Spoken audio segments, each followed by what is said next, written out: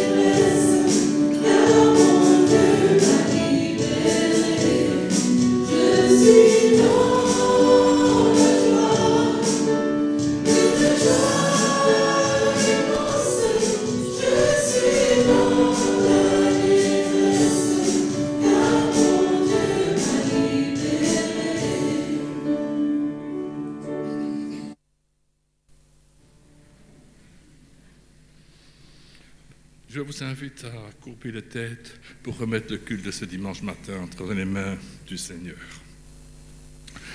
Oui Seigneur, je suis dans la joie pour venir te louer, t'adorer, pour tous les bienfaits que tu accordes jour après jour. Merci pour ta bonté, merci pour ta fidélité. Tu ne nous abandonnes jamais, tu es toujours près de nous. Et même si nous avons offensé par moment, tu nous pardonnes toujours. Et nous voulons te remettre ce culte de ce dimanche matin entre tes mains. Donne-nous un cœur réceptif à ta parole et au message que notre pasteur Yves apportera pour que ce message ne reste pas sans résultat. Nous te remettons tout ce culte et tout ce qui sera porté par les chants, les louanges, les prières, dans le beau nom de ton Fils bien-aimé. Amen. Pour poursuivre, je vous invite à vous remettre debout pour le chant suivant. C'est auprès de Dieu. Merci aux louanges qui nous accompagnent. C'est toujours un plaisir.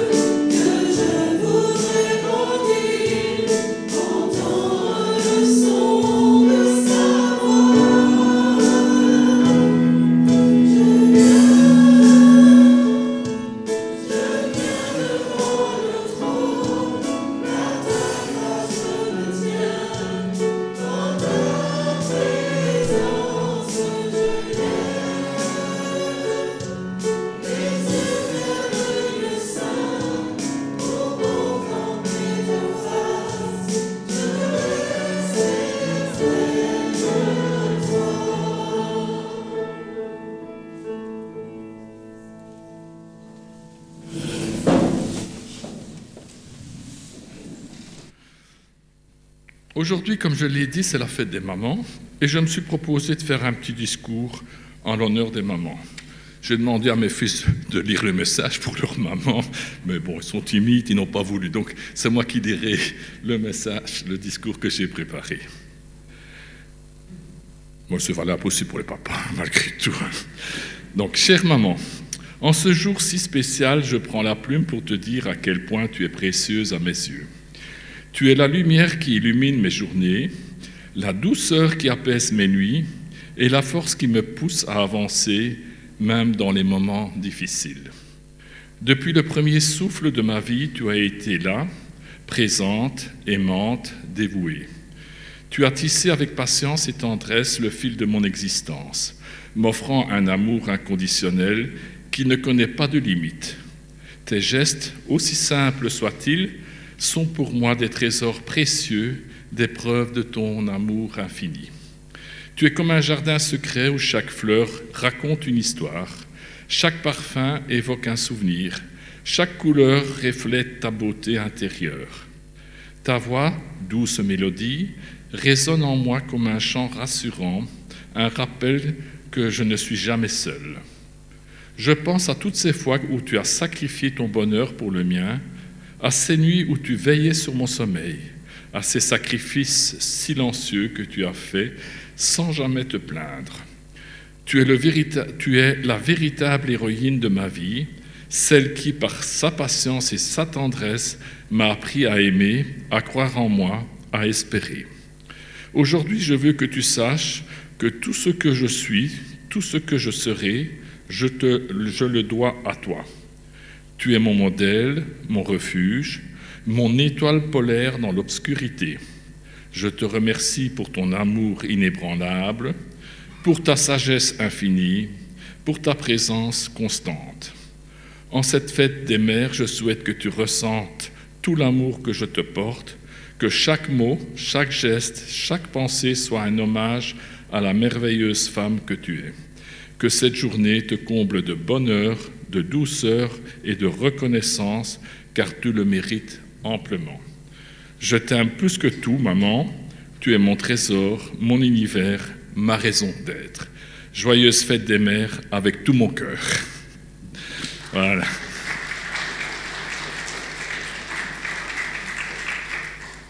Pour poursuivre, nous allons continuer avec le chant suivant. Donc le chant suivant, Ô Jésus mon Sauveur, c'est ça? Ok. Je vous invite à vous mettre debout pour ceux qui le peuvent.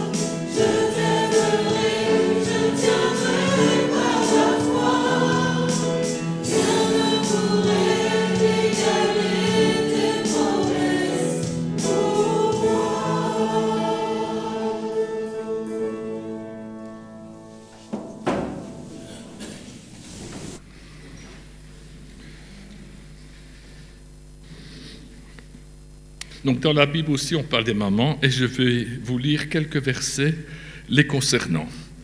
Ils sont principalement dans les livres des Proverbes, mais ils sont un peu partout aussi. Donc dans Proverbe 31, 28, « Ses enfants lui font des compliments devant tout le monde, son mari la félicite. »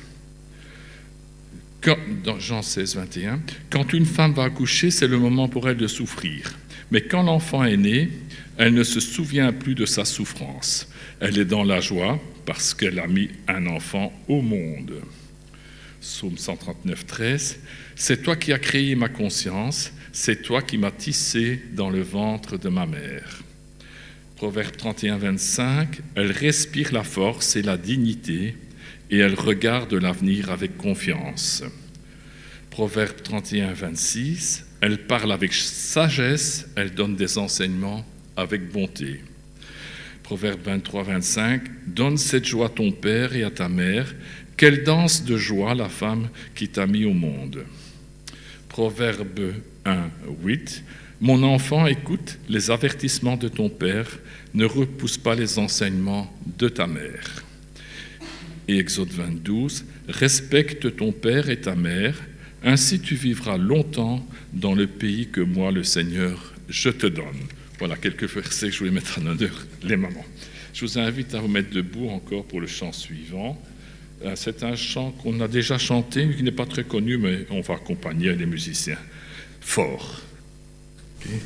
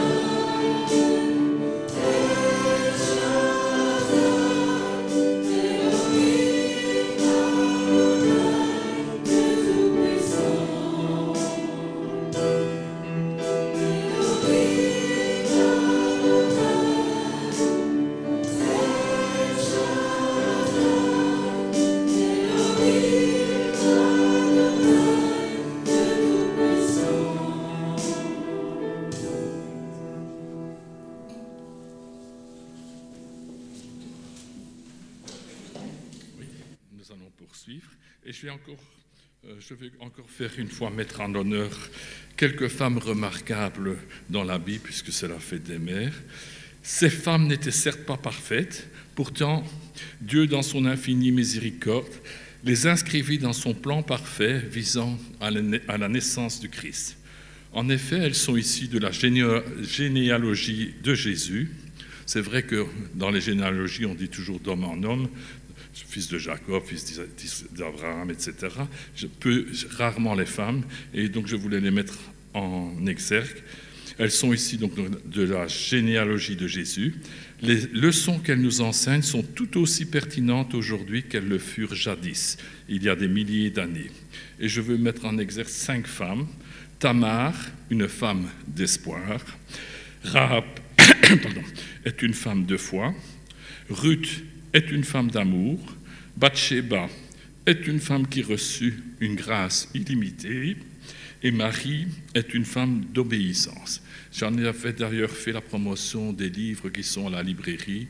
Donc si vous voulez lire les histoires de ces 5 femmes, elles sont disponibles à la librairie sous forme de romans qui sont magnifiques. Donc je vous les invite à aller voir après le culte à la librairie. Et pour poursuivre, nous allons continuer par un chant suivant. Quel ami fidèle et tendre. Après quoi je passerai la parole à notre pasteur pour le message de ce matin.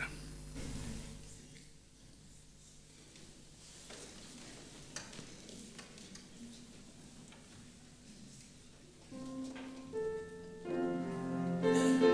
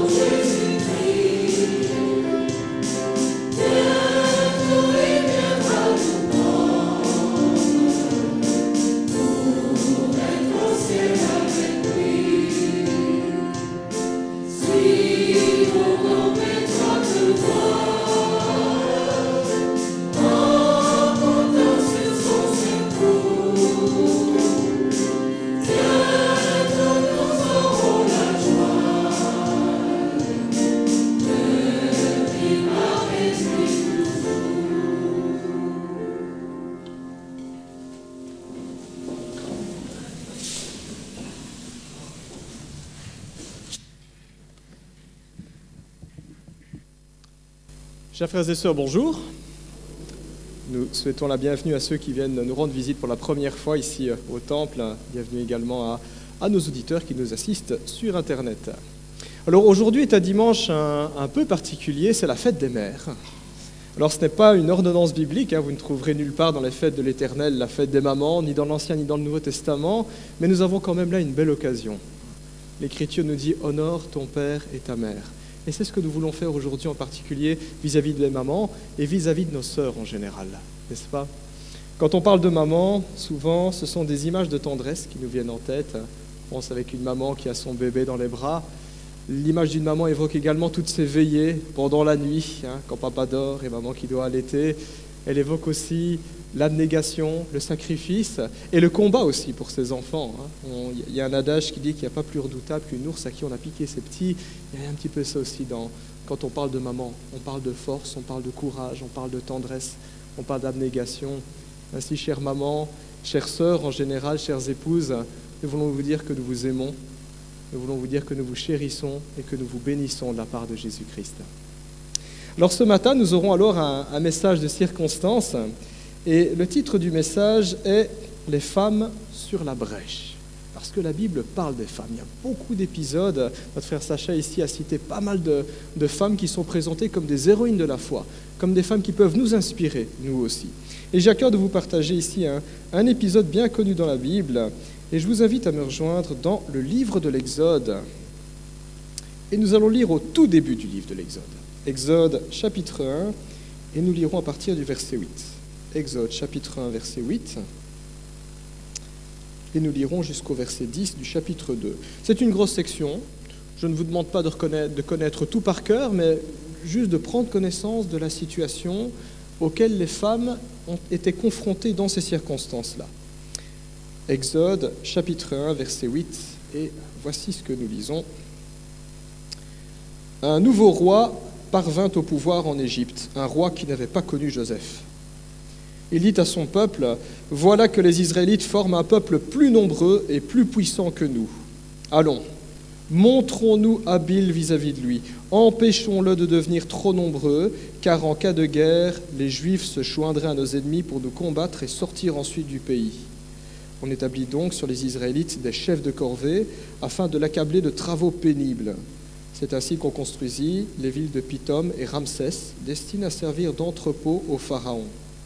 Mais plus on accablait les Israélites, plus ils devenaient nombreux et envahissants, au point que l'on éprouva de la haine pour eux. Alors les Égyptiens soumirent les Israélites à un dur esclavage. Ils leur rendirent la vie amère par de lourds travaux avec de l'argile et des briques, ainsi que par tous les travaux dans les champs. Ils leur imposaient toutes ces charges avec cruauté. Le roi d'Égypte parla aussi aux sages-femmes des Hébreux. L'une d'elles s'appelait Shifra et l'autre Poua. Il leur dit, « Quand vous aiderez les femmes des Hébreux à avoir leurs enfants et que vous regarderez sur le siège d'accouchement, si c'est un garçon, faites-le mourir.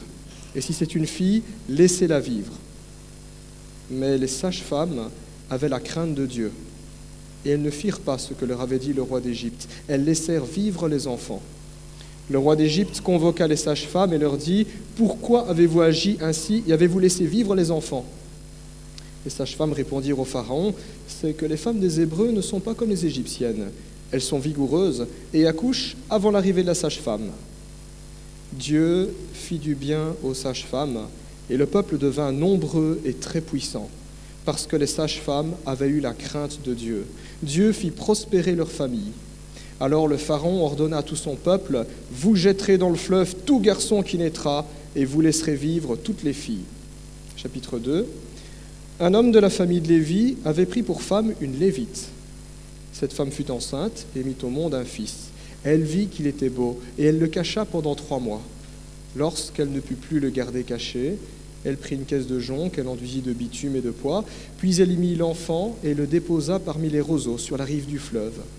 La sœur de l'enfant se posta à une certaine distance pour voir ce qui lui arriverait. Or, la fille du Pharaon descendit au fleuve pour se baigner, tandis que ses servantes se promenaient le long du fleuve.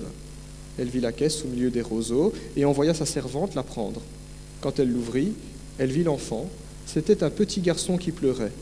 Prise de pitié pour lui, elle dit « C'est un enfant des Hébreux ». Alors la sœur de l'enfant dit à la fille du Pharaon « Veux-tu que j'aille te chercher une nourrice parmi les femmes des Hébreux, afin qu'elle allaite cet enfant pour toi ? Vas-y » lui répondit la fille du Pharaon. Et la jeune fille alla chercher la mère de l'enfant. La fille du Pharaon lui dit « Emporte cet enfant et allaite-le pour moi, je te donnerai ton salaire. » La femme prit l'enfant et l'allaita.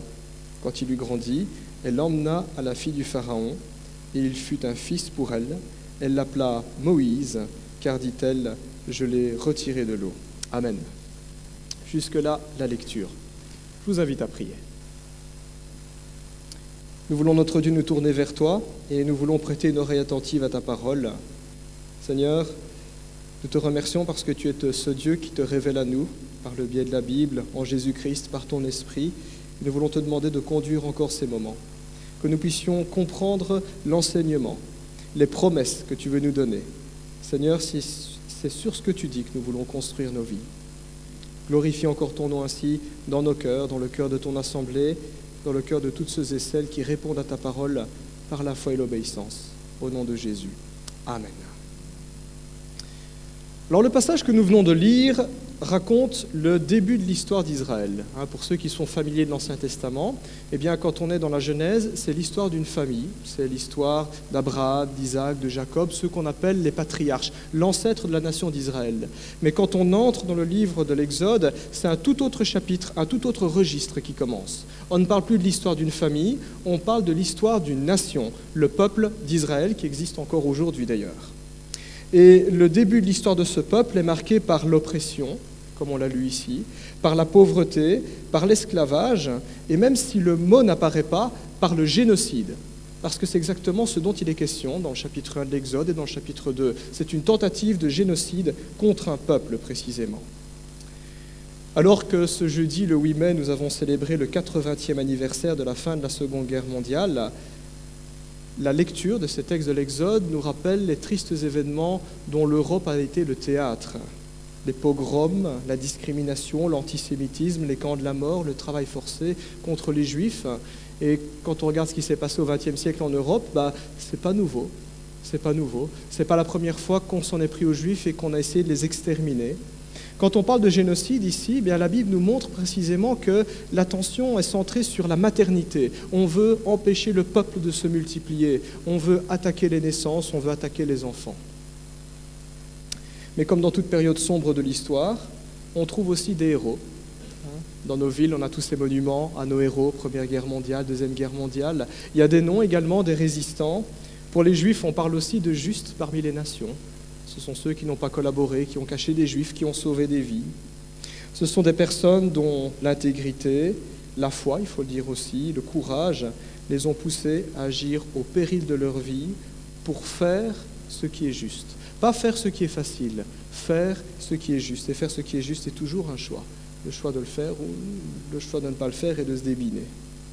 Alors ce matin, quand on lit ce texte, quand on lit le chapitre 1 et puis l'extrait du chapitre 2, quand on lit ces textes de la Bible, il serait plus exact de parler d'héroïnes. Car dans ce passage, ce sont des femmes qui sont sur le devant de la scène. Vous remarquerez, il n'y a pas d'homme, il y a juste un homme dont on entend parler, c'est Pharaon, le roi d'Égypte. Tout le reste, ce ne sont que des femmes. Nous trouvons des sages-femmes, des mamans, une jeune fille, des servantes au féminin et même une princesse. Il n'y a pratiquement que des femmes dans le passage que nous avons lu. Les femmes, à l'époque, dans l'Antiquité et en Orient, elles occupaient une position qui n'était pas aussi enviable que les hommes. Elles étaient souvent au second plan, jugées d'un rang inférieur. Ce n'est pas forcément les personnes à qui on s'attendrait à voir sur le devant de la scène. Et pourtant, c'est ainsi que commence l'histoire du peuple de Dieu. L'Éternel va se servir de ce qui est au second plan, de ce qui paraît faible, de ce qui paraît même pour certains inutile. Dieu va se servir des femmes pour accomplir son plan de rédemption, un plan de salut, un plan par lequel il va se glorifier et manifester sa puissance. Alors notre passage débute par le verset 8, c'est là où on a commencé la lecture, et le verset 8, il est très très bref. Il dit qu'un nouveau roi monta au pouvoir, un roi qui ne connaissait pas Joseph. Alors, l'auteur de la Bible, ici du livre de l'Exode, c'est Moïse lui-même qui a rédigé ces textes, résume très brièvement la situation politique de son temps. Et elle ne donne pas plus de détails, et c'est là qu'on doit avoir recours à l'histoire, parce que ça nous aide à comprendre tout ce que ces femmes ont vécu à cette époque-là. Alors il faut savoir que l'Égypte a été gouvernée pendant très longtemps dans l'Antiquité par une dynastie qu'on appelait la dynastie des Hyksos. Pas obligé de retenir, sauf si vous jouez au Scrabble, vous mettez Hyksos, ça fera des points. Mais, alors pourquoi ce détail est important pour comprendre notre texte? Eh bien, les Hyksos, c'était des étrangers qui étaient venus d'Asie et qui avaient envahi l'Égypte. Et ensuite, ils s'étaient dit, l'Égypte, c'est une terre fertile, on va s'y installer. Et donc, ils ont créé une dynastie, toute une succession de pharaons qu'on appelait les Hyksos. Sauf que les Hyksos, ce n'est pas des Égyptiens de pure souche, ce sont des étrangers, ce sont des occupants. Et pendant toute la dynastie des Hyksos, les Égyptiens ont dû subir une domination étrangère et on peut sentir que dans leur cœur, d'une génération à l'autre, il y a eu des élans nationalistes qui sont montés, du racisme, le fait de se dire « avec ces étrangers, on n'est plus chez nous ». Pendant que les Hyksos régnaient, et même avant la dynastie des Hyksos, les Juifs, eux, étaient également présents en Égypte. Le livre de la Genèse nous explique comment cette famille, la famille de Jacob, est arrivée, comment elle est devenue un peuple. Et les Juifs, eux, pendant tout ce temps-là, occupaient une bonne partie du pays, et pas n'importe quelle partie, la partie la plus fertile de l'Égypte, le pays de Goshen. Pourquoi? Parce que les Juifs étaient des éleveurs, ils avaient de grands troupeaux, et les Égyptiens, ils avaient en horreur les éleveurs. C'était du petit travail. Et donc, au moment où ils se sont installés en Égypte, eh bien, ils ont eu une permission spéciale du pharaon de l'époque qui leur a donné les meilleures terres et qui leur a même donné la responsabilité de s'occuper des troupeaux de la famille royale. Donc, les Juifs avaient jusqu'à présent un statut protégé. Mais aux yeux des Égyptiens, ça restait des étrangers qui occupent nos meilleures terres et qui en plus font un travail qu'on déteste, une fonction qu'on trouve méprisable. Lorsque les Égyptiens finalement prirent les armes, lorsqu'ils renversèrent les Hyksos, qu'ils les écrasèrent et qu'ils les chassèrent, la politique changea du tout au tout vis-à-vis de tout ce qui était les étrangers. On peut imaginer des générations de racisme, des générations de nationalisme. Alors je ne sais pas s'ils faisaient des slogans comme nous en manifestant, mais certainement que la pensée c'était « l'Égypte aux Égyptiens, pas aux étrangers ». Ainsi, les Égyptiens firent table rase du passé. On oublia ce Joseph qui, bien qu'étranger, fut Premier ministre en Égypte et sauva l'Égypte de la famine. On l'oublia. On oublia tous les accords convenus. Les Juifs ont un statut spécial, ils peuvent occuper les terres les plus fertiles et ils s'occuperont des troupeaux du pharaon. On oublia tous les accords convenus. Nouveau gouvernement, nouvelle décision. Et les Juifs furent désormais regardés avec crainte et suspicion. C'est ce qu'on voit dans le verset 9 et 10. Le roi ne dit pas « Tiens, ils ont toujours été là, ils ont toujours vécu en paix. Voilà quelque chose qui peut stimuler notre économie, apporter de la diversité dans notre peuple. » Non, ils se sont dit, voilà des ennemis potentiels. Et comme tout gouvernement, comment est-ce qu'on fait pour remonter le peuple contre les étrangers? Bon, il faut dire qu'il n'y a pas grand-chose à faire, mais on y va à coup de propagande. On a certainement dû dire, c'est des profiteurs. Ils volent le fruit de notre travail. C'est nos terres ancestrales, c'est eux qui les ont maintenant. Ils se sont installés là, ils sont arrivés, et c'est maintenant eux qui nous contrôlent. Et petit à petit, on les a dénigrés, on les a humiliés. Et puis, quand il y a eu suffisamment de haine, on en est venu à prendre des mesures qui sont acceptables. Un peu comme a fait Hitler, en fait. On commence par dénigrer, et dès qu'on veut faire du mal, tout le monde trouve ça normal. On a retiré aux Juifs leurs droits. Ils n'étaient plus des éleveurs protégés, ils sont devenus des esclaves. Et ensuite, on est passé à l'échelon suivant, comme on le voit, le génocide, petit à petit. Voilà ce qui s'est passé. Le livre de l'Exode nous rapporte alors comment Dieu va délivrer son peuple, comment Dieu va sortir son peuple de ce pays où ils ont été oppressés. D'où le nom du livre de l'Exode, ça signifie une sortie, on sort de là. Et cette délivrance commence par des femmes, c'est elles qui sont mises à l'honneur, c'est les sages-femmes, c'est les servantes, c'est la princesse, c'est les mamans, ce sont toutes elles qui sont mises à l'honneur au début de cette délivrance. Alors il y aurait beaucoup de choses à dire sur ce passage, j'aimerais juste ce matin tirer 3 enseignements pour nous. Et le premier enseignement est le suivant. Compter sur Dieu est notre plus grande assurance. Compter sur Dieu est notre plus grande assurance. C'est ce que ces femmes ont dû faire. Compter sur Dieu. Tout au long de ces années d'oppression, puisque ce que le texte nous présente là, ce n'est pas 1 ou 2 semaines d'histoire, c'est plusieurs années. Les Égyptiens ont dû observer sur plusieurs années que le peuple continuait à grandir, à se multiplier, à avoir des enfants, à occuper de nouvelles rues, de nouveaux quartiers, à prendre plus de place dans les villes. Donc ce n'est pas 1 ou 2 mois d'histoire, c'est plusieurs années d'histoire dans le texte que nous avons lu. Dans cette oppression, pendant toutes ces années, les femmes juives étaient quasiment livrées à elles-mêmes. D'ailleurs, le texte, comme je l'ai dit, ne mentionne pas d'hommes. On pourrait se poser la question, où sont leurs maris, où sont leurs grands garçons? Eh bien, ils n'étaient pas là, parce que la plupart d'entre eux avaient été réquisitionnés et déportés pour travailler de force à travers tout le pays. La Bible précise la ville de Pithom, la ville de Ramsès, les travaux dans les champs, tout ce qui est les basses besognes extrêmement dures, et avec le climat égyptien, un climat désertique, on meurt sous le soleil, eh bien les hommes avaient été emmenés de force et déportés partout, sur tous ces chantiers-là. Les Égyptiens s'étaient arrangés pour affaiblir le peuple d'Israël. Les hommes étaient loin de chez eux, et étant loin de chez eux, ils ne savaient pas protéger leur famille. Les hommes étaient sous la surveillance de contremaîtres, très difficile de se rassembler pour organiser une révolte, et les hommes étaient accablés de travail. Ils n'avaient que ça à faire. On occupait toute la journée à les faire travailler. Quand on a fini de travailler, on est fatigué. On n'a pas forcément envie de faire de sport, et certainement pas. Et quand il y a eu des coups de fouet en plus, on a juste envie de se reposer, mais on n'a pas envie de partir en guerre contre l'occupant ou contre l'oppresseur ici. Sur les chantiers, c'était des milliers d'hommes qui mouraient chaque jour, sous le poids de leur charge. Et c'est exactement ce que voulaient faire les Égyptiens. On va les rentabiliser en les faisant travailler et on va les exterminer, on va les tuer au travail. Les femmes alors se retrouvaient seules dans leur foyer et elles devaient être au four et au moulin et elles devaient assurer ce que les hommes faisaient avant. C'est un petit peu ce qu'on a vécu ici en Europe, aux États-Unis pendant la guerre. Et bien, quand les hommes allaient au combat, c'est les femmes qui ont commencé à travailler dans les usines, chose que les hommes faisaient avant. Les femmes devaient travailler dans les champs pour avoir de quoi manger, parce que ce n'est certainement pas les Égyptiens qui auraient dit « on va ouvrir les greniers, on va vous nourrir ». Elles devaient cuisiner, faire le ménage, éduquer les enfants, elles n'avaient pas le droit de tomber malades, et elles étaient à la merci du moindre Égyptien qui leur voulait du mal. Je ne sais pas si vous avez déjà eu des soucis avec des voisins, c'est pelant, parce qu'il n'y a pas moyen de déménager, on vit à côté. Vous imaginez avoir les Égyptiens comme voisins? Et puis monsieur n'est pas à la maison, et le voisin, il décide de déplacer les bornes. Voilà, il a pris 1 mètre de mon terrain, comment je me défends? Je suis considéré comme un citoyen de seconde zone, comme un esclave.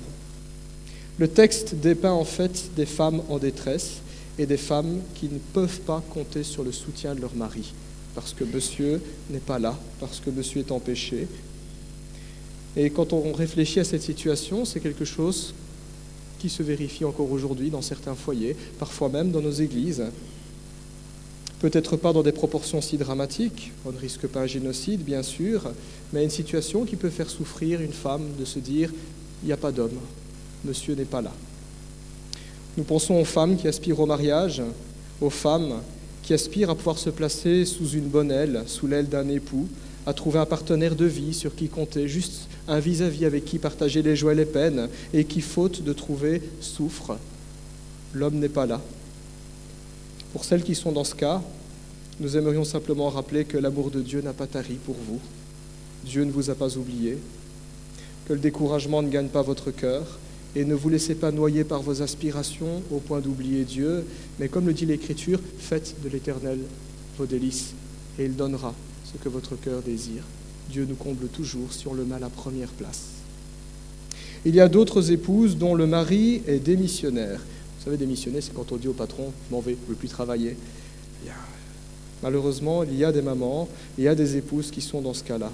Monsieur est démissionnaire, monsieur ne veut pas m'aider. Madame est toute seule pour faire tourner le ménage, pour faire toutes les tâches ménagères, le nettoyage, la vaisselle, sortir les poubelles, tondre la pelouse, élever les enfants. Madame ne se sent pas comprise, écoutée, soutenue dans tout ce qu'elle traverse. Elle a l'impression qu'elle est seule. C'est horrible, il est là, mais il n'y a pas de connexion. Parfois, ce n'est pas toujours de la mauvaise volonté de la part de monsieur. Parfois, celui-ci ne peut tout simplement pas négocier ses horaires de travail, un petit peu comme les maris hébreux ici. Voilà. Il n'y a pas le choix, ça nous est imposé. Parfois, monsieur est de bonne volonté, mais monsieur ne connaît pas le Seigneur. Et il y a des sœurs qui sont dans ce cas-là. Le mari ne connaît pas le Seigneur Jésus-Christ. Il ne peut pas alors comprendre le fardeau qu'on peut porter quand on est une femme qui craint le Seigneur et qui veut le servir. Ce genre d'homme ne trouvera pas dans la parole de Dieu et dans la prière des ressources qui pourront apaiser l'âme de son épouse. Et il y a cette souffrance aussi, il y a cette frustration qui est là. D'une certaine manière, monsieur est là physiquement, mais spirituellement, monsieur n'est pas là. Mais là aussi, les femmes qui connaissent le Seigneur peuvent compter sur Dieu, car leur foi, leur persévérance, leur amour rayonnent sur leur foyer en y apportant la vie, comme les rayons du soleil. La Bible nous dit dans Corinthiens 7 que par leur foi, leur foyer est sanctifié, que Dieu a un regard tout particulier. Il connaît la situation, mais Dieu ne se contente pas de garder les bras croisés. Dieu veut bénir à travers elle. Le foyer est sanctifié, le mari est sanctifié, le foyer est sanctifié, mis à part. Ça ne veut pas dire forcément sauvé, mais ça veut dire que la bénédiction de Dieu à travers elle va affecter aussi les proches. Il y a aussi nos sœurs qui sont veuves, nos sœurs qui ont perdu leur compagnon de route après des années de mariage. Il reste bien entendu des souvenirs, des photos, des cadres sur les murs à la maison, mais cela ne remplacera jamais la présence perdue de celui avec qui on a partagé sa vie. Et pour vous aussi, mes sœurs, qui êtes dans ce cas, Dieu est là, même quand la maison semble vide et silencieuse. En réalité, la maison n'est jamais déserte parce que Dieu est là. Jésus-Christ est l'époux, nous dit la Bible, l'époux de l'Église, dont nous faisons partie en tant que chrétiens. Il est l'époux qui nous aime tendrement et qui sera avec nous tous les jours jusqu'à la fin du monde. La Bible rappelle ainsi que nous trouvons toujours en Dieu un soutien qui ne fera jamais défaut. Le texte nous montre des femmes qui sont seules, sages-femmes face au pharaon, qu'est-ce qu'on fait? Des mamans sans leur mari, et pourtant, dans ce texte, Dieu est là. Parce que le livre de l'Exode, c'est le livre de la délivrance, c'est Dieu qui œuvre, Dieu est présent. Dieu n'est pas une illusion, Dieu n'est pas la projection de nos attentes irréalisées et de nos espoirs perdus, mais Dieu est réel. Dieu est aussi réel que le soleil. Le soleil, je ne peux pas le voir, je ne peux pas le regarder de mes propres yeux, sinon je me brûlerais la rétine. Et pourtant, le soleil est réel. Je sais que c'est par ses rayons que je peux voir. Dehors, je n'ai pas besoin de lampe de poche. Pourquoi? Parce que le soleil est clair. Je sais que c'est en lui que j'ai la vie. Et je sais que malgré les nuits dans ma vie et dans mon âme, le jour continue à se lever et continuera à se lever. J'aime beaucoup quand on appelle Jésus-Christ l'étoile du matin aussi. L'endroit le plus sûr au monde pour une femme, ce n'est pas dans les bras d'un homme, désolé messieurs, mais l'endroit le plus sûr au monde pour une femme, c'est dans les bras de Dieu. C'est donc le premier point ici, compter sur Dieu. C'est la plus grande ressource et la ressource la plus précieuse qu'une femme puisse avoir.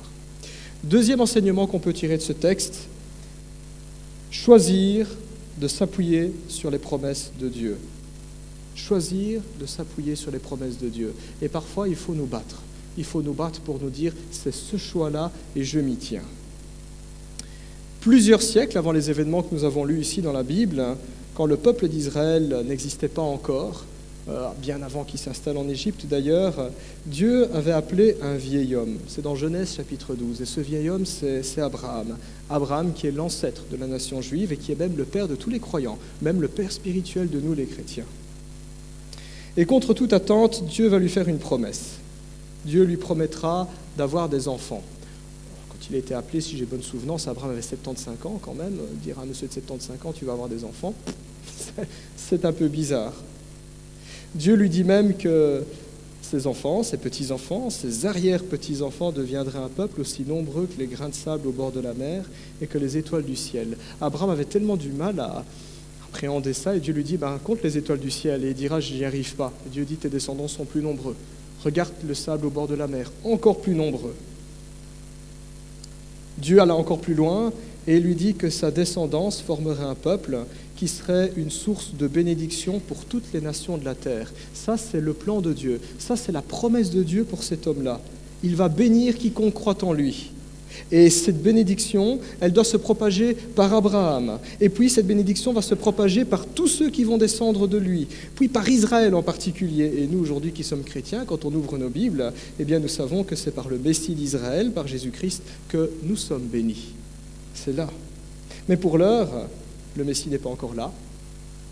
Pour l'heure, le peuple d'Israël est en Égypte, ils sont à la merci des Égyptiens, et les Égyptiens, ils ont un tout autre programme.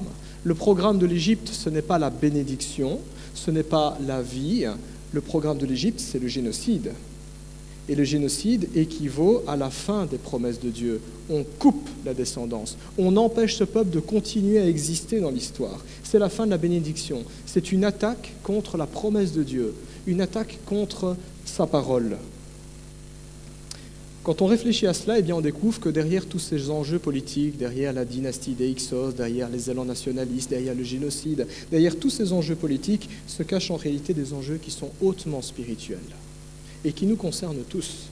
Parce que sans Abraham, sans Israël, il n'y a pas de Messie, il n'y a pas de salut.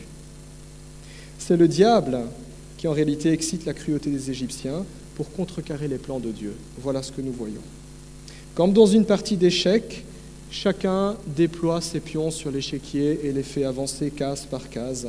Le diable brandit alors le roi d'Égypte et ses armées. Ce sont des pions redoutables et impressionnants.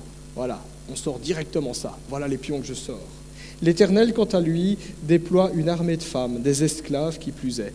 Pas du tout impressionnant. Mais tout bon joueur d'échecs sait que la victoire dans une partie ne s'obtient pas à la puissance des pions, mais dans l'habileté à les utiliser. Si vous avez déjà joué aux échecs, vous savez que le pion le plus faible au jeu d'échecs, ce sont ceux qui occupent la première ligne, souvent les premiers à tomber. Eh bien, si le plus petit pion arrive à aller à l'autre bout de l'échiquier, il se transforme en reine. Et la reine, c'est le pion le plus puissant du jeu d'échecs. Et c'est tout un jeu habile pour essayer de flanquer le plus faible des pions derrière les lignes ennemies. Et quand ça arrive, ça fait très mal à l'adversaire. C'est l'habileté qui compte. C'est l'habileté. Et Dieu est très sage et très agile. Voilà ainsi ce qui se déroule dans notre passage. À ceci près, précisons-le, que les femmes ne sont pas des pions, au sens où elles seraient des marionnettes dépourvues de leur volonté, mais ce sont des individus responsables qui, au péril de leur vie, vont consciemment choisir de faire ce qui est juste. Faire ce qui est juste en comptant sur les promesses de Dieu, sur la parole de Dieu. Le Pharaon constate, après quelques années, que son plan de faire travailler les hommes et de les tuer au travail, ça ne marche pas. Il constate que le peuple continue à grandir. Alors le Pharaon va passer à la vitesse supérieure, il convoque les sages-femmes et il leur ordonne de mettre à mort tous les enfants mâles. En bon tyran qu'il était, puisque les rois de l'Antiquité étaient des rois absolus, il a certainement dû jouer avec la carotte et le bâton. Il a dû dire, si vous m'obéissez, vous avez la vie, peut-être de l'argent, ou une bonne place, ou une belle maison dans un beau quartier. Si vous me défiez, je vous tue. Peut-être qu'il a dû jouer. Peut-être que le Pharaon a dû se dire, c'est pas compliqué, une fois que madame a fini d'accoucher, vous regardez le sexe de l'enfant, si c'est un garçon, pendant que madame est en train de récupérer, vous faites quelque chose et vous dites que c'est une mort subite. Voilà, ni vu ni connu. Peut-être que le Pharaon a fait ça. Mais les sages-femmes ne le feront pas. On peut se poser, mais qu'est-ce qui a bien pu conduire ces sages-femmes à défier le Pharaon, à ne pas obéir? Avaient-elles la Bible comme nous? Nous, on a la Bible, on a l'histoire, on sait qu'il va y avoir les 10 plaies, qu'il va y avoir la mer Rouge, les 10 commandements, la manne dans le désert. Non, les femmes n'avaient pas la Bible à cette époque-là. Elles n'avaient même pas les 10 commandements, même pas. Parce que c'est Moïse qui allait leur donner. Et Moïse, à cette époque, c'est encore un petit bébé. Elles n'avaient rien du tout. Le verset 17 et le verset 21 nous donnent l'explication de leur choix. La Bible nous dit qu'elles avaient la crainte de Dieu. Au fond de leur cœur, elles savaient que ce qu'on leur demandait était mal, c'était contre nature, ça allait même à l'encontre de leur profession, c'est des sages-femmes, c'est quoi leur travail? C'est aider à accoucher, c'est œuvrer à la vie. Et là on leur demande d'être des instruments de mort. Et il se trouve que la crainte de Dieu, nous dit Job 28, 28, consiste à se détourner du mal. L'Éternel dit c'est ça l'intelligence. Et surtout, ces sages-femmes étaient juives, filles d'Abraham. Elles savaient que leur peuple, que leur sang était l'objet d'une promesse divine, d'une bénédiction, une promesse qui ne repose pas sur leur force, sur leur intelligence, mais une promesse qui subsiste sur la fidélité de Dieu. Ainsi, en tant que juifs, elles savaient que tant que Dieu subsisterait, sa parole s'accomplirait. Parce que ce que Dieu dit, il le fait, c'est certain. Alors elles préférèrent s'attacher à ce que Dieu dit et non pas à ce que le Pharaon dit. C'est un choix. Le choix d'agir sur base d'une parole, la parole du Pharaon ou la parole de Dieu.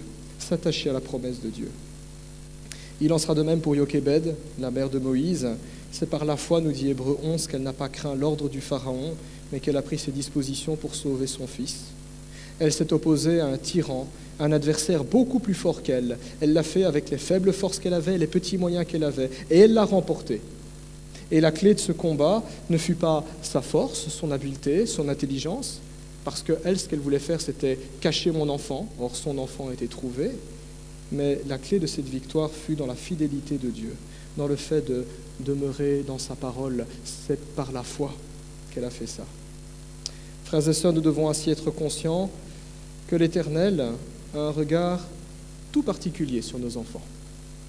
Dieu a un regard tout particulier sur nos enfants. Dieu veut bénir nos enfants. Dieu veut sauver nos enfants. Dieu veut les voir marcher à sa suite afin qu'ils soient heureux.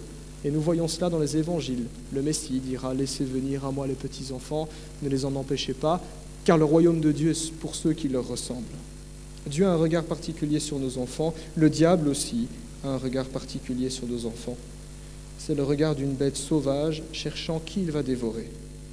Et la nature nous enseigne que les bêtes sauvages ont tendance à rechercher les proies les plus jeunes et les plus faibles parce qu'elles ne savent pas se défendre. C'est ça le pharaon, c'est une bête.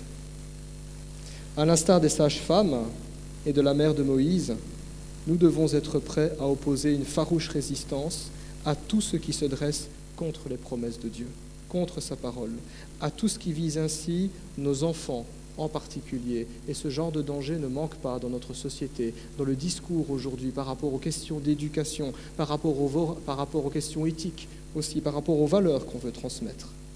Veillons à ce que constamment nos enfants soient sous le giron, sous la couverture, sous l'influence de la parole de Dieu, de sa bénédiction. Ne permettons pas un seul instant que qui que ce soit ou quoi que ce soit ne cherche à les en distraire ou à les en extraire. Contrairement aux idées reçues, ce n'est pas forcément dans la vie adulte que tout se joue dans la vie d'un individu, mais beaucoup se joue dans l'enfance et même dans la petite enfance, d'où aussi le rôle crucial des mamans, le rôle des femmes. La Bible nous le montre. L'apôtre Paul, quand il écrira sa seconde épître à Timothée, dans 2 Timothée 3,15, il dira « Depuis ton enfance, tu connais les saintes écritures qui peuvent te rendre sage en vue du salut par la foi en Jésus-Christ. » Et juste avant, en ouvrant son épître de Timothée 1,5, il dira, quand il prie, Paul écrira à Timothée en disant « Dans mes prières, j'ai le souvenir de la foi qui est en toi. » Et il dit « Cette même foi, on la retrouve chez ta maman et chez ta grand-mère. » C'est des femmes qui ont éduqué Timothée, des femmes juives. Ils leur ont transmis la foi, ils leur ont transmis la parole de Dieu. La maman de Timothée a mis son fils et la grand-maman de Timothée a mis son petit-fils dans le giron de l'alliance, dans le giron des promesses de Dieu, dans le giron de la bénédiction. Et ça a porté son fruit en son temps. C'est donc en prenant à cœur ce combat dans la prière, par l'exemple, par la tendresse, par les soins, par la persévérance, par l'enseignement de la parole, que nous contribuerons aussi à ce que la bénédiction continue à se propager dans nos foyers, dans nos églises, dans notre nation aussi. C'est donc le deuxième enseignement qu'on peut tirer dans ce texte. Construire, agir sur base de ce que Dieu dit, sur base de sa parole. Troisième enseignement qu'on peut tirer, je terminerai un peu plus courtement par ce troisième point. La crainte de Dieu paye toujours. Respecter Dieu, honorer Dieu, ça paye toujours. Même quand ce n'est pas facile de le faire, même quand c'est extrêmement impopulaire de le faire, ça paye toujours. Ce n'est pas simple de persévérer dans une direction, surtout quand à court terme, on ne voit pas les choses s'améliorer, en tout cas aussi rapidement qu'on le souhaiterait. On se dit, je vais investir là-dedans, ou je choisis d'obéir à Dieu, ou je m'en tiens à telle chose, telle décision parce que je pense que c'est juste. Et quand on voit que ça nous attire des ennuis et toujours plus d'ennuis, c'est difficile de garder le cap. Parfois même, la réponse que Dieu donne ou les événements qu'il permet peuvent vraiment être déconcertants. On n'a pas d'explication et on a l'impression que Dieu n'est pas de notre côté parfois. C'est un petit peu ce qu'ont dû peut-être vivre les sages-femmes ici. Quand on regarde leur cas, c'est intéressant. La Bible nous dit qu'elles ont obéi à Dieu, elles ont éprouvé la crainte de Dieu. Et d'une part, effectivement, l'Écriture nous dit que le peuple s'est mis à grandir et à devenir encore plus puissant. Gloire à Dieu. Et d'autre part, verset 21, Dieu n'oublie pas spécifiquement ces femmes-là. Et l'Écriture nous dit, Dieu fit prospérer leur foyer. Mais le verset 22 nous dit que le Pharaon durcit encore la politique. Il durcit la politique en ordonnant cette fois-ci de jeter carrément tous les petits garçons dans le Nil. Difficile de voir une évolution positive de la situation. Le peuple est déjà oppressé, il est encore plus oppressé. Et on pourrait se dire, mais est-ce que ça vaut la peine alors de continuer à obéir à Dieu si c'est pour s'en prendre encore beaucoup plus ? C'est ce que les anciens d'Israël répondront à Moïse. Quand Moïse ira voir le Pharaon plus tard, eh bien le Pharaon dira, eh bien dorénavant, vous ferez vos briques vous-même. Et les anciens réagiront en disant à Moïse, à cause de toi, la tâche est encore plus difficile. Est-ce que ça vaut la peine de persévérer? Eh bien le texte nous montre que oui, la crainte de Dieu paye toujours. Malgré l'aggravation des circonstances, c'est précisément là, dans cette cruauté, c'est le paradoxe du texte, c'est dans cette cruauté, on parle quand même de jeter des bébés dans un fleuve quand même, c'est fou, les noyer comme ça. C'est dans cette cruauté-là que le plan de Dieu va se déployer avec énormément d'ironie, parce que le texte ici est ironique. D'ailleurs, quand on lit les textes hébraïques, souvent, c'est une formule qu'ils aiment bien, c'est ironique. Dans les plans du Pharaon, le Nil était censé être le lieu d'exécution, le lieu de mort des petits garçons. La solution finale, j'oserais dire, c'est le Nil, c'est cela. Dans la pensée égyptienne, le Nil était aussi un dieu. Les Égyptiens vénéraient le Nil, et donc jeter les enfants hébreux dans le Nil, c'était une manière de dire « nous livrons ce peuple et leurs enfants entre les mains des dieux ». Voilà, les dieux de l'Égypte triomphent, entre guillemets. Ça, c'est la pensée du Pharaon. Dans le plan de Dieu, le Nil devient le lieu de rédemption. C'est là que celui qui fera sortir Israël d'Égypte eut la vie sauve. D'ailleurs, il y a un petit jeu de mots qu'on ne sait pas malheureusement voir en français, mais quand on dit que la mère de Moïse mit son enfant dans un panier de joncs, ce n'est pas bien traduit.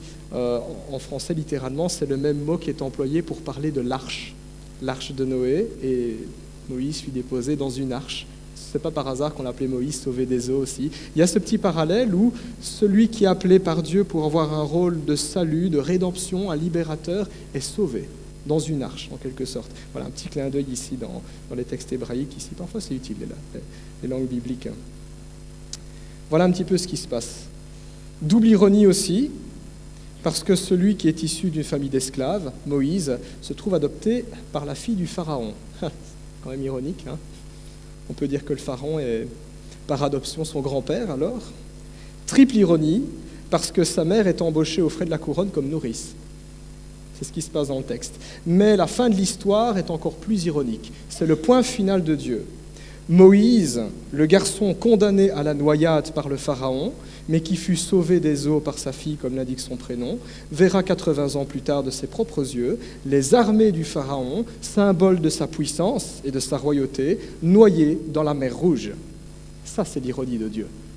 Tu veux noyer mon peuple? Je vais noyer ton armée. L'arroseur arrosé. Toute cette ironie nous parle simplement de la souveraineté de Dieu qui agit. L'issue finale de ce combat est déjà décidée en haut lieu, dans les quartiers généraux du Seigneur, et ni le Pharaon, ni les dieux de l'Égypte ne peuvent changer quoi que ce soit. Et pour ce faire, eh bien, Dieu déploie une armée de femmes pour confondre l'homme le plus puissant du monde, des esclaves contre un tyran. Ironie du texte. Les actions de ces femmes courageuses furent discrètes.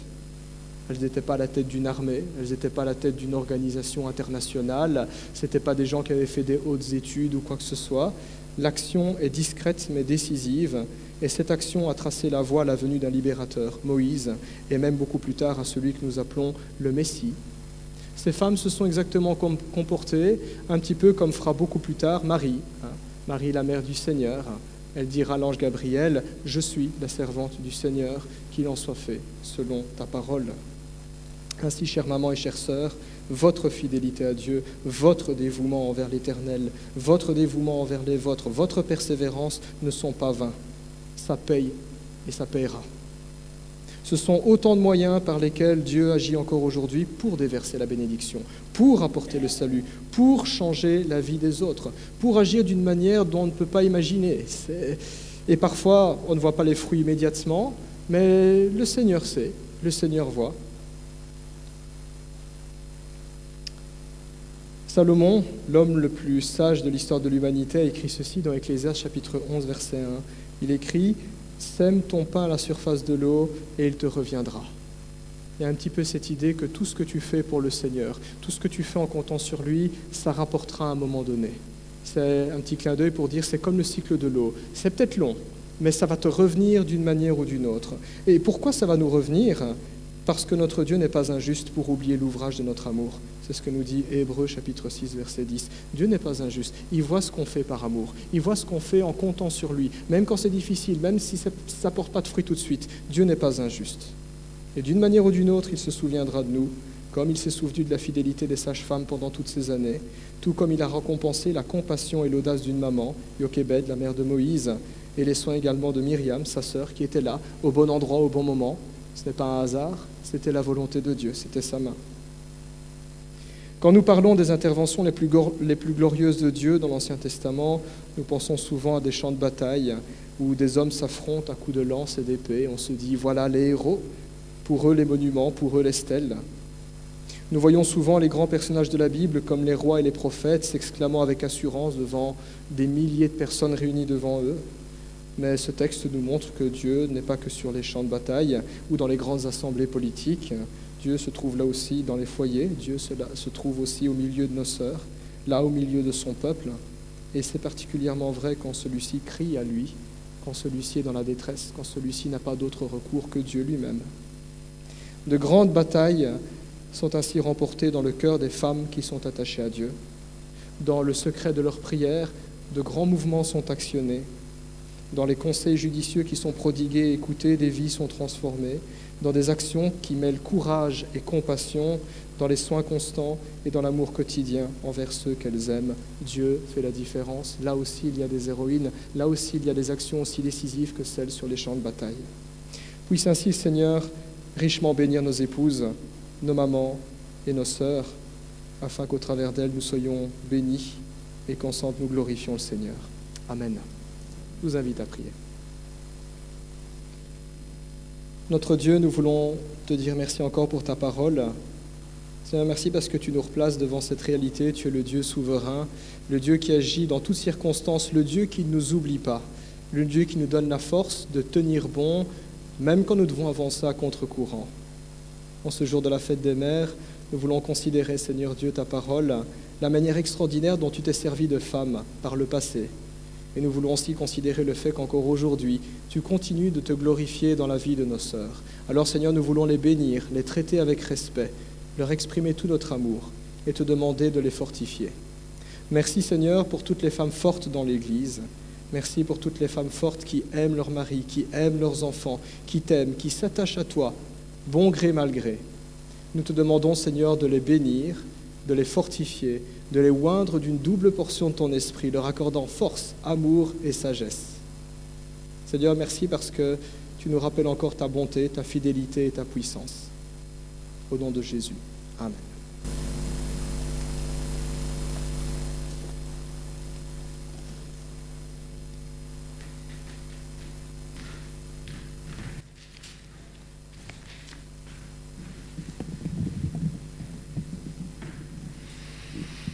Merci pour ce message édifiant, pour cette assurance, cette promesse et cette crainte de Dieu que tu nous as bien exposée. Et avant de prendre le repas de la Sainte Seine, je vous invite à vous mettre debout pour chanter le chant suivant, Quand j'ai vu tes mains, qui est un chant qui prépare à la Sainte Seine.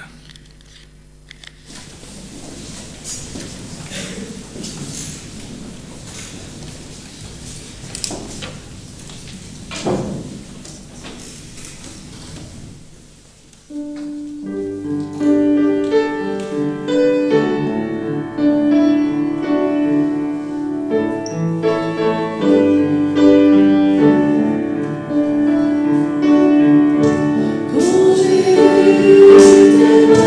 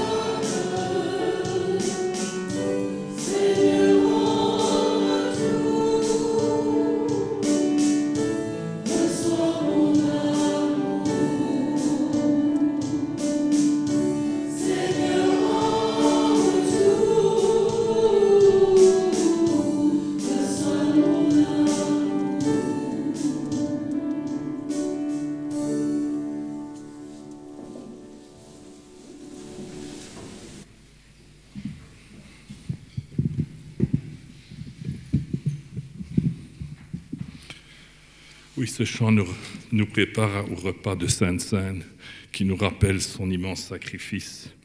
Et avant de prendre ce repas, j'aime toujours relire les recommandations de l'apôtre Paul, puisque ce n'est pas n'importe quel repas, c'est un repas solennel, c'est le repas que le Seigneur a instauré dans la chambre haute. Et donc, je vous invite à lire dans 1 Corinthiens 11, versets 23 à 29, les recommandations habituelles. En effet, j'ai reçu du Seigneur ce que je vous ai transmis. Le Seigneur Jésus, la nuit où il a été arrêté, a pris du pain et après avoir remercié Dieu, il l'a rompu et a dit « Prenez, mangez, ceci est mon corps qui est rompu pour vous, faites ceci en souvenir de moi. » De même, après le repas, il a pris la coupe et a dit « Cette coupe est la nouvelle alliance en mon sang. Faites ceci en souvenir de moi toutes les fois que vous en boirez. En effet, toutes les fois que vous mangez ce pain et que vous buvez cette coupe, vous annoncez la mort du Seigneur jusqu'à ce qu'il vienne. C'est pourquoi celui qui mange ce pain ou boit la coupe du Seigneur indignement sera coupable envers le corps et le sang du Seigneur. Que chacun donc s'examine lui-même et qu'ainsi il mange du pain et boive de la coupe, car celui qui mange et boit indignement sans discerner le corps du Seigneur mange et boit un jugement contre lui-même. » Oui, donc tous ceux qui sont en ordre avec le Seigneur, qui sont passés par les eaux du baptême, sont invités à prendre le repas du Seigneur. Pour ceux qui sont de passage et qui sont aussi en règle avec leur Église, je les invite également à prendre le repas. Si toutefois vous n'avez jamais pris le repas, ni ici ni ailleurs, je vous invite peut-être d'en parler aux pasteurs ou aux anciens avant de prendre ce repas. Je vais demander aux frères et sœurs qui participent habituellement pour la distribution du pain et du vin de venir près de moi. Donc Yves, André, tu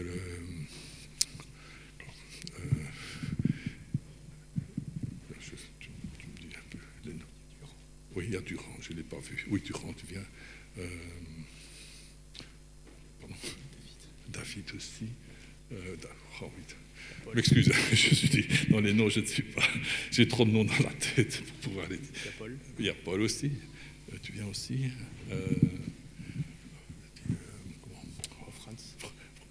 Franz aussi, tu peux venir également, parce qu'il faut aller aussi au balcon.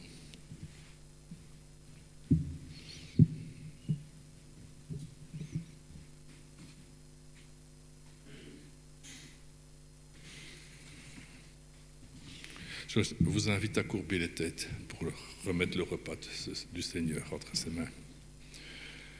Oui, Seigneur, nous voulons obéir à ta parole, nous souvenir de ce repas et, comme tu nous le recommandes, de le prendre avec reconnaissance et action de grâce. Nous voulons nous rappeler de ton immense sacrifice sur la croix, de ton amour, de cette grâce que tu as fait envers nous en donnant ton Fils pour nos fautes et nos péchés. Nous voulons te remettre ce repas entre tes mains. Amen.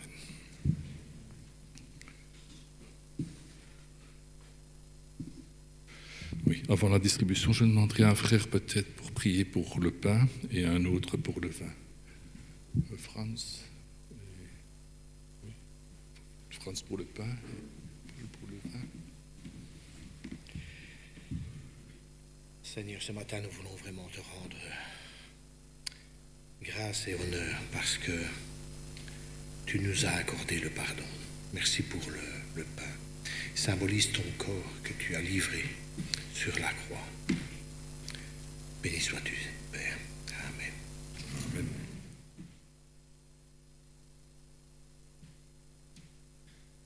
Seigneur, merci pour le vin ici qui est sur cette table et qui rappelle ton sang qui a coulé à la croix avec toutes les blessures que tu as subies, Seigneur, lors de ton sacrifice. Merci, Seigneur. En ton nom. Amen. Amen.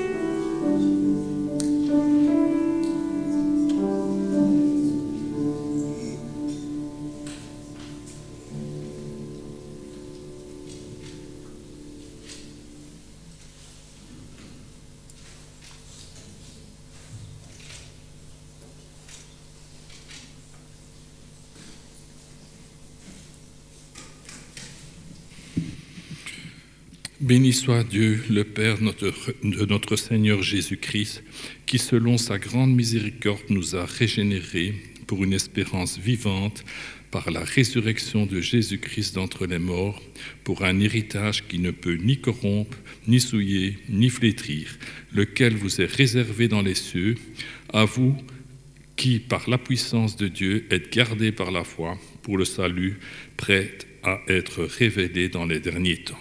Amen.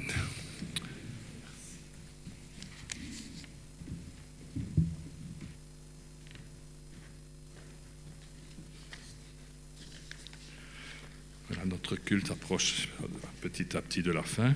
Je vous invite à vous mettre debout pour le chant suivant, pendant lequel passera l'offrande. Donc, que chacun donne comme il a décidé dans son cœur, sans regret ni contrainte, car Dieu aime celui qui donne avec joie. Le chant suivant est dans ces jours qui, eux, sont debout.